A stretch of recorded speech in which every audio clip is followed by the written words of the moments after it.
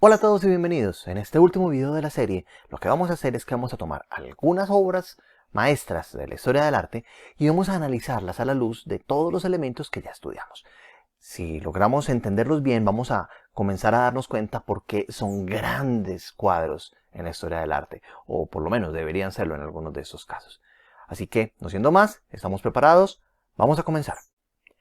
El primer cuadro que vamos a estudiar es este. Se llama Los fusilamientos del 3 de mayo y es un cuadro pintado por Goya, el célebre pintor español. Este cuadro es maravilloso. Es el segundo de una serie. En realidad, ambos cuadros están contando una historia de un suceso que pasó en España. Pero más allá de eso, vamos a hacer el análisis simplemente desde los puntos de vista estéticos de la obra. ¿Perfecto? Lo primero que suele llamar la atención al observar este cuadro es precisamente este sujeto. ¿Y por qué lo hace? Lo hace por varios motivos. Lo primero es el evidente contraste de color. Si nos damos cuenta, este sujeto está con una paleta de colores muy distinto a la paleta de colores que tiene el resto de la escena, lo cual le genera brillo a la imagen. Esta imagen es una imagen que destaca porque cambia el color sobre los demás elementos que tiene la escena. Pero además observemos que es un sujeto en movimiento. Claro, evidentemente el sujeto está quieto, pero es un sujeto en movimiento. ¿Por qué digo esto? Observen sus brazos. Observen la forma en la cual sus brazos señalan en una posición de abertura y señalan hacia distintos puntos. ¿Por qué es interesante esto? Lo primero que hace el ojo cuando ve esto es que, si recuerdan, habíamos hablado de que los brazos te llevan a mirar hacia afuera. ¿Perfecto? Es decir, el movimiento, tú tratas de acompañar el movimiento que surge en la figura. Y eso es lo que ocurre con estos brazos que están señalando hacia afuera.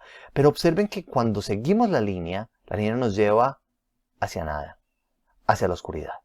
Así que el ojo rápidamente, cuando ve esto, lo máximo que logra ver es esto, esta lejana construcción.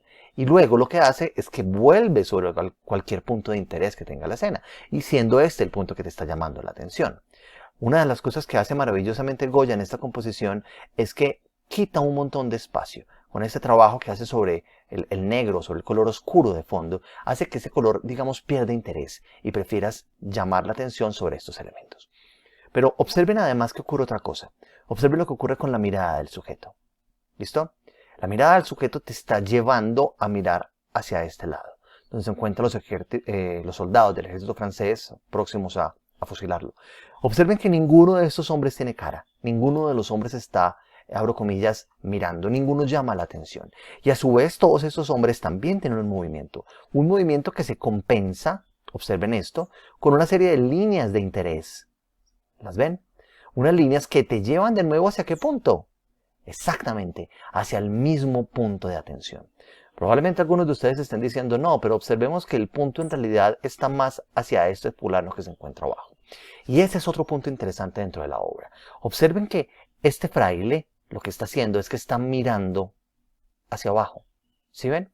La posición, toda su géstica y probablemente también su mirada, lo que está haciendo es indicando al espectador, al ojo del espectador, que también hacia abajo debe mirar lo que ocurre. Lo que ocurre de manera muy triste cuando tú bajas, observas que hay precisamente una persona que acaba de ser muerta por el ejército francés. Y lo que estás viendo es precisamente eso. Lo que te lleva al cuadro a mirar es a este sujeto, que una vez lo miras, después tu mirada de nuevo se devuelve. ¿A mirarlo a qué? A mirar de nuevo a este hombre que se encuentra acá. Estamos haciendo un análisis simplemente de los elementos estéticos. El cuadro además es sumamente valioso por la historia que está contando. Si les interesa, pueden consultarla porque de verdad que le enriquece a uno también la lectura en términos de entender lo que significa una gran obra de arte y en este caso lo que una obra de arte podría llegar a denunciar o a representar para un pueblo entero. Pero simplemente a nivel de los elementos estéticos, observen que en esta misma obra estamos hablando de contraste de color, líneas de interés, movimiento, mirada. Estamos hablando de un montón de los elementos que ya dijimos, todos ellos destacados en esta obra. Pasemos a esta segunda obra. Esta segunda obra es una de las obras más importantes de la historia de la humanidad. Es un cuadro célebre de Velázquez llamado Las Meninas. Mucho se ha escrito sobre este cuadro, mucho se ha contado. Creo que en este caso en la pantalla está saliendo un poco cortado la base del cuadro, pero no importa para el análisis que vamos a hacer. ¿Por qué es interesante este cuadro? ¿Qué es lo que llama la atención? El cuadro ha causado múltiples interpretaciones. Es un cuadro muy difícil de interpretar porque de hecho es complicado saber qué es lo que está representando. Pero más allá de eso, hay algunos puntos que desde el análisis estético básico resultan interesantes. Primero, ¿qué es lo que más llama la atención? Es una pregunta difícil, porque en parte ella llama la atención, evidentemente. ¿Por qué?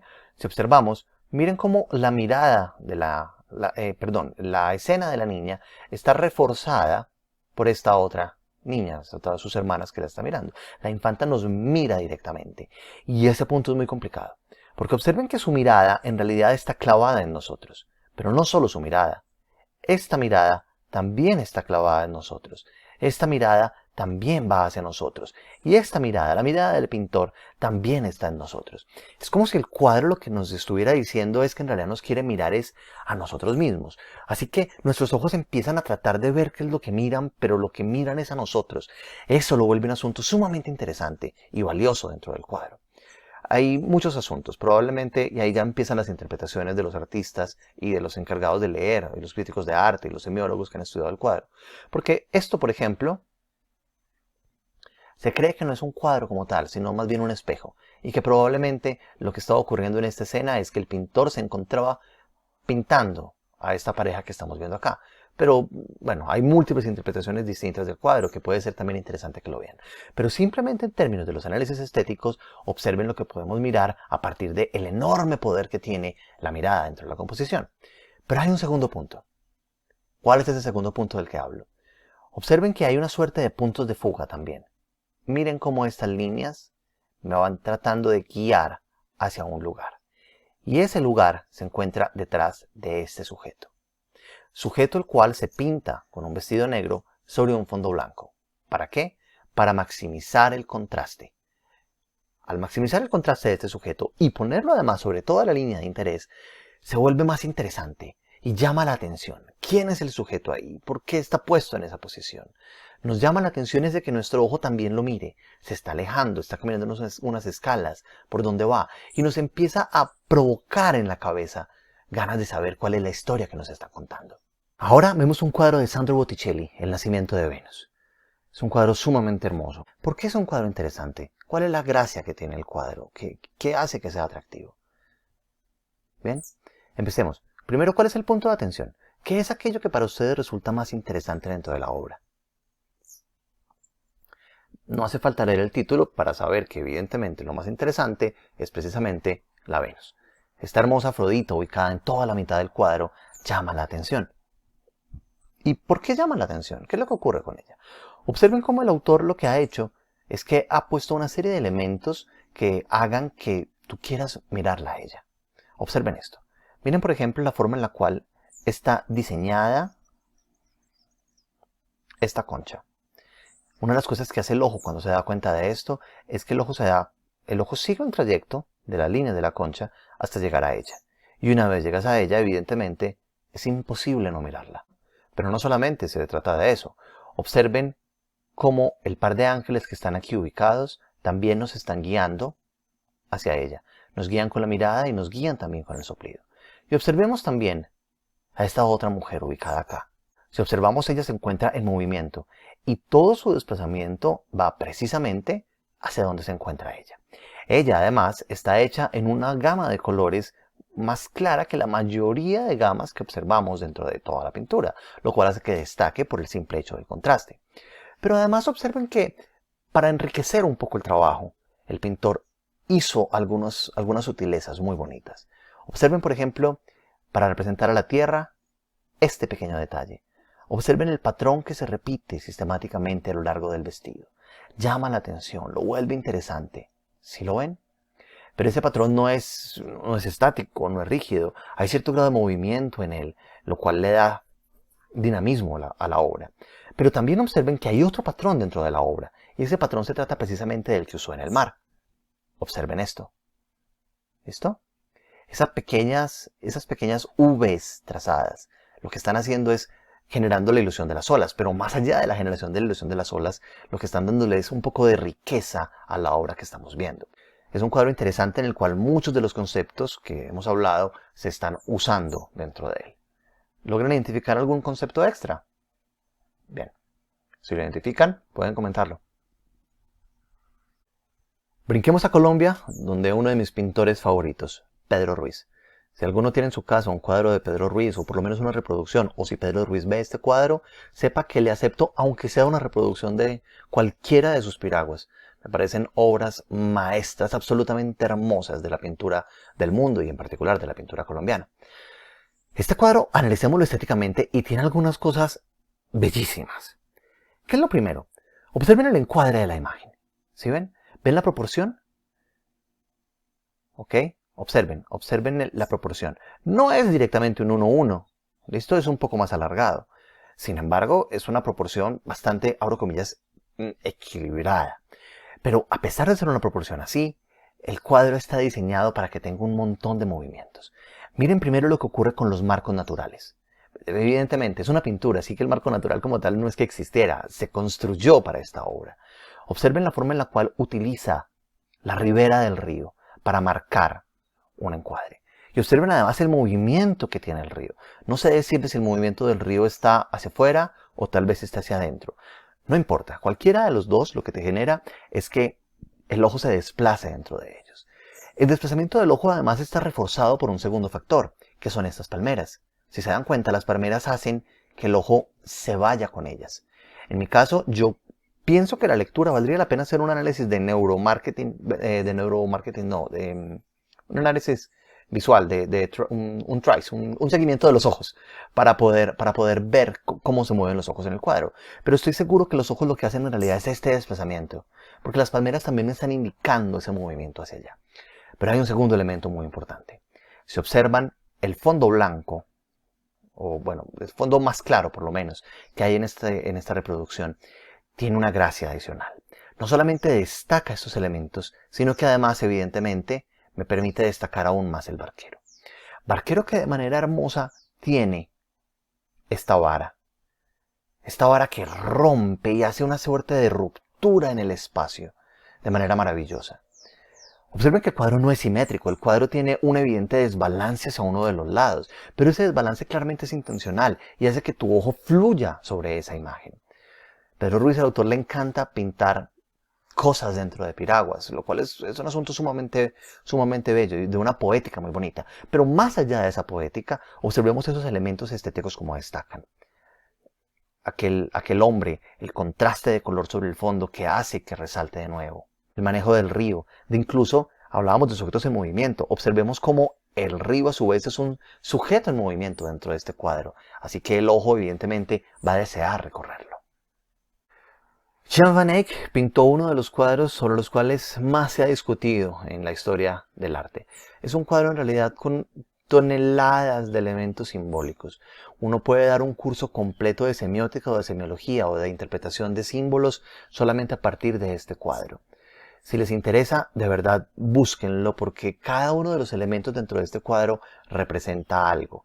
El hecho de los colores que tiene cada uno de los personajes, los zapatos que se ven aquí, el vestido, el hecho de que ella está embarazada, la posición de la mano, estas frutas en la ventana, este espejo que hay aquí con la cantidad de brazos que tiene, al igual que la cantidad de brazos del candelabro, o el hecho de que sea una sola vela.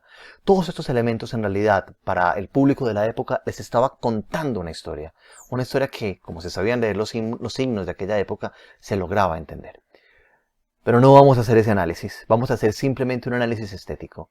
Vamos a ver simplemente cómo los elementos que tienen este cuadro hacen que sea un cuadro que simplemente en términos estéticos, sin conocer ninguno de esos símbolos, sea un cuadro valioso e importante. Lo primero que podemos ver en el cuadro es que es un cuadro con un evidente formato vertical. De hecho, es un formato bastante vertical.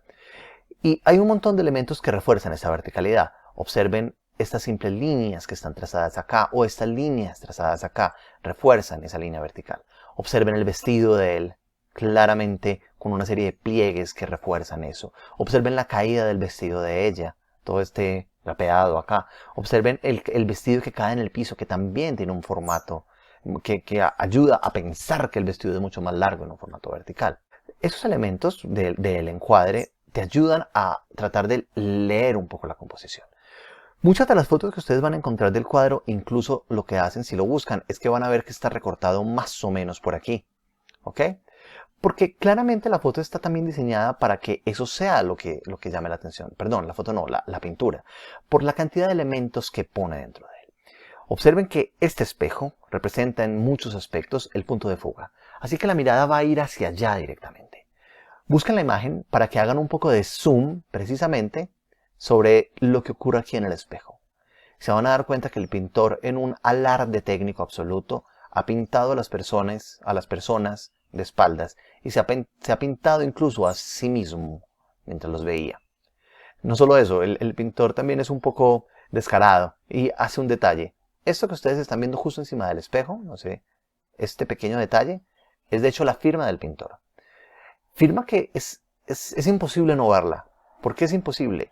Porque el pintor ha entendido muy bien el punto de fuga del cuadro y ha decidido, abro comillas, manchar el punto de fuga para que el cuadro no fuese, se entendiera que era de él, para que el cuadro no fuese falsificado, no fuese, ningún otro autor pudiera adueñarse del cuadro. ¿Listo? Lo marca ahí de manera maravillosa. El cuadro no es simétrico, evidentemente, pero el cuadro sí tiene, digamos, cierto deseo de simetría. Y eso se nota en cosas como estas. Observen el candelabro, observen la forma en la cual el candelabro marca el punto medio. Y más allá, el espejo también se prolonga, incluso las manos están casi ahí. Pero observen que además es interesante cómo esa, digamos que cierta composición simétrica, uno podría casi que trazar una línea por la mitad y poner un personaje a un lado y un personaje al otro, se rompe, esa simetría se rompe con el manejo del color. Observemos cómo este personaje está con una gama de colores muy distinta a la gama de colores que tiene ella. Y eso se construye de manera intencional porque el pintor quería aquí contar una historia. Ella está embarazada, ella tiene unos colores que tienen una representación, representan la esperanza, representan el porvenir. Y él en cambio tiene unos colores mucho más oscuros. Estudien un poco la historia de este cuadro y se van a sorprender y van a entender muy bien por qué cada uno de esos personajes tiene los colores que tienen. Es un hermoso cuadro y también estéticamente lo podemos ver. Observen también, por ejemplo, estas líneas. Ven cómo todas las cosas en la habitación ayudan a entender ese punto de fuga atrás. Claro, no es el punto de atención, pero lo es por defecto. No es el punto de atención de la composición, pero el autor hace muy bien la tarea de que queramos darnos cuenta de esto. Uno de los asuntos por los cuales el cuadro de hecho es muy apreciado es precisamente por el detalle con el cual el pintor logró hacer este despliegue técnico de pintar todo lo que está pintado dentro de este pequeño espejo. Vamos ahora con uno de los cuadros más bellos y más importantes de la historia, La Noche Estrellada de Vincent Van Gogh. Este cuadro es un cuadro absolutamente hermoso por todo lo que simboliza, pero estéticamente es un cuadro quizás aún más hermoso que por sus simples características simbólicas. ¿Por qué es un cuadro brillante? ¿Por qué es un cuadro maravilloso? ¿Qué en él nos llama tanto la atención? Creo que la primera palabra evidentemente es movimiento. Claro, observen qué es lo que llama la atención del cuadro. Hay varios asuntos importantes. Quizás el asunto más importante se vuelve el cielo. Muy bien.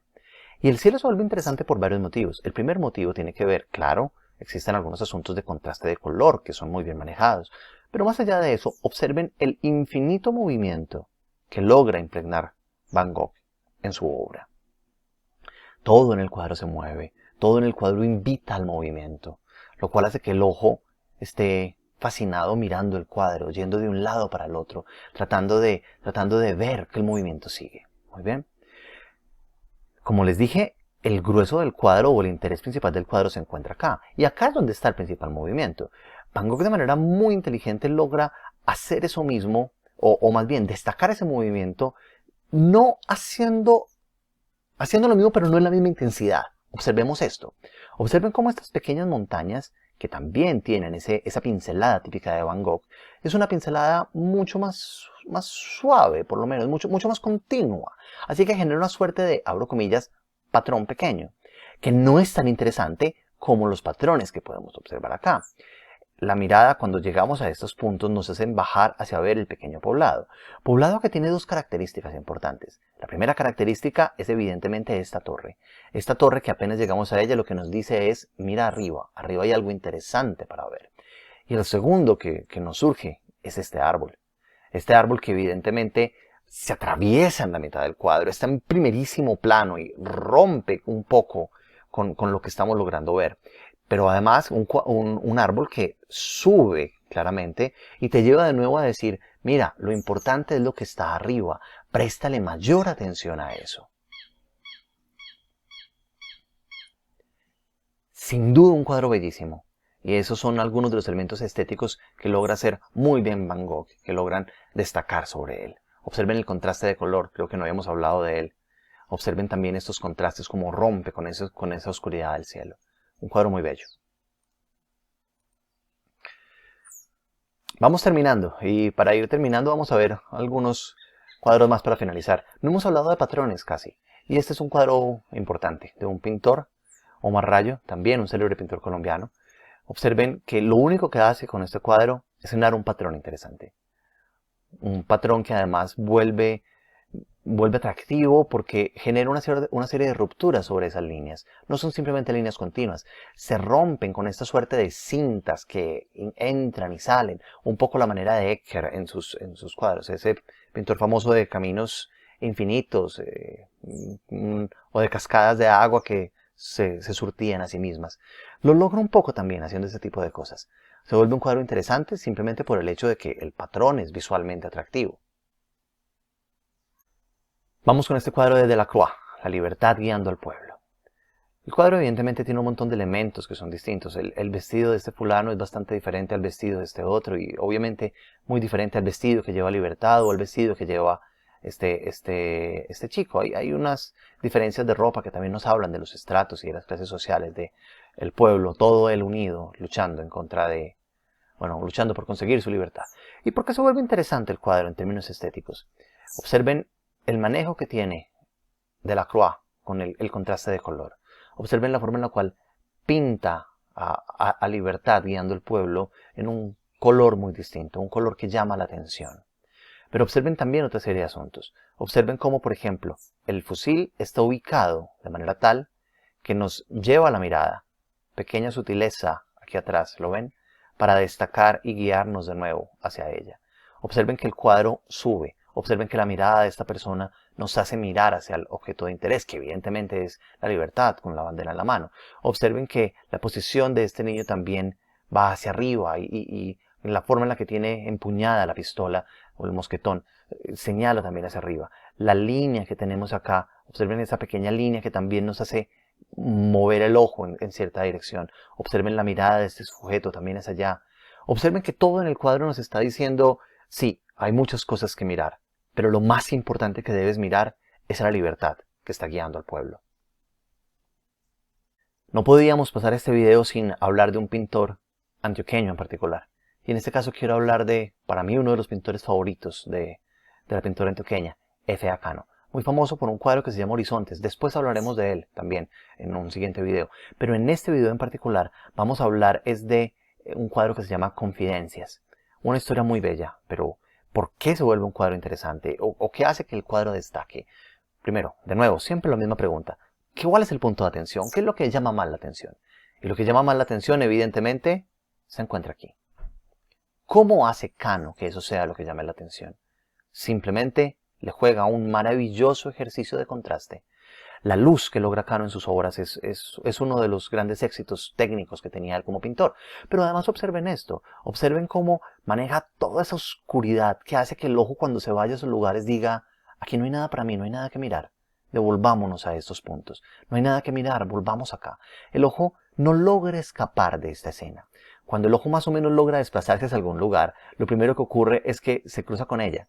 ¿Y qué está haciendo ella? Ella no está más que mirando de nuevo el otro personaje. Puede ser quizás la hermana, quizás una hija, no estoy seguro, no conozco la historia del cuadro. Simplemente en términos estéticos, observen la belleza de lo que está mostrando. Observen la belleza de cómo se destaca, cómo logra Cano destacar esta escena en este encuadre particular de esto que está ocurriendo aquí. También acabo de mencionar la palabra encuadre, y es que en cierta medida Cano construye una suerte de marco. Observen cómo corta un poco la figura con esta lámpara aquí, cómo corta un poco la figura también poniéndola a ella aquí, diciendo, venga, lo más importante que tenemos que mirar es lo que está aquí. Una gran composición, bellísima para lograr mostrar cuál es el punto de interés que él tenía dentro de la obra. Vimos ya un montón de ejemplos con distintas obras, distintos pintores, distintos momentos. Podríamos haber hecho el mismo ejercicio hablando de solamente fotografías ganadoras de concursos, fotografías actuales. O podríamos haber hecho el mismo ejercicio hablando de cómics, en fin, de cualquier composición gráfica nos permite y nos destaca esa serie de elementos. Queda una pregunta sobre la mesa que es importante y es, venga, a la hora de uno hacer una composición gráfica debería conocer todas esas cosas, debería estar consciente de cada una de esas cosas. Bueno, la respuesta es sí y no. Como este canal está dedicado principalmente a personas que estudian mercadeo, que trabajan en el mundo del mercadeo, pues muchas veces no tenemos el conocimiento para ese tipo de cosas. Es muy importante entender que mientras más obras de arte veamos, mientras más nutramos los ojos, más rápido vamos a ser en leer todo este tipo de análisis y más rápido vamos a ser capaces de valorar mejor las obras. Pero más allá de eso, también ocurre otro asunto diferente. Y es que todos venimos con una herramienta por defecto que nos permite ser capaz de leer las obras con cierto nivel de validez, darnos cuenta que es bello y que no. Y esa herramienta básicamente es el cerebro. El cerebro es capaz de interpretar rápidamente unas proporciones maravillosas, es capaz de leer una cosa que se denomina la regla de tercios y es capaz de entender también un concepto fundamental que es el del número áureo. Sobre esos elementos vamos a volver en un próximo video y también vamos a ver otra serie de ejemplos, ya ejemplos tanto del mundo del arte como ya ejemplos en particular de carácter publicitario.